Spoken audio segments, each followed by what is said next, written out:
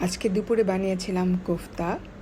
গরুর কিমা করে রেখেছিলাম আগেই, এবং সেই কিমা দিয়েই কোফতাটা বানিয়ে নিয়েছি।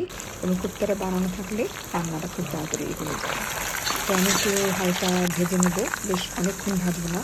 এরপরে আমি প্যানে পেঁয়াজ দিয়ে দিয়েছি। পেঁয়াজ কিছুটা ভাজা ভাজা হলে আমি রসুন আর শুকনো মরিচ একটু ফালি করে দিয়েছি এবং বিচিটা ফেলে দিয়েছি। এরপরে সস অ্যাড করার পালা। ঠিক আমরা সস দিয়ে দিয়েছি টমেটো কেচাপ, অয়েস্টার সস এবং যে বেস্টেড চিলি গার্লিক সস। এই কটা সস দিয়ে ভালো করে নাড়াচাড়া করে নেব এবং এরপরে কোফতাগুলো দিয়ে দেবো। আর একটু নাড়াচাড়া করে সামনে একটু পানি দিয়ে দিব। পানি দিয়ে যখন কোফতাগুলো ভালো মতো ফুটে যাবে, মোটামুটি হয়ে আসবে, তখন আমি কর্নফ্লাওয়ার পানিতে দিলে, ঠান্ডা পানিতে দিলে দিয়ে দিলাম। আর কর্নফ্লাওয়ার দিলে গ্রেভিটা একটু ঘন হয়ে আসে, এই পর্যায়ে দানা দিয়ে একটু চিনি দিব আর ফালি করা কাঁচামরিচ দিয়ে দিচ্ছি লেবুর রস। এবং লেবুর রস দিয়ে চুলাটা আমি অফ করে দিব, তাতে করে লেবুর রসটা খুব সুন্দর মতন মিশে যাবে।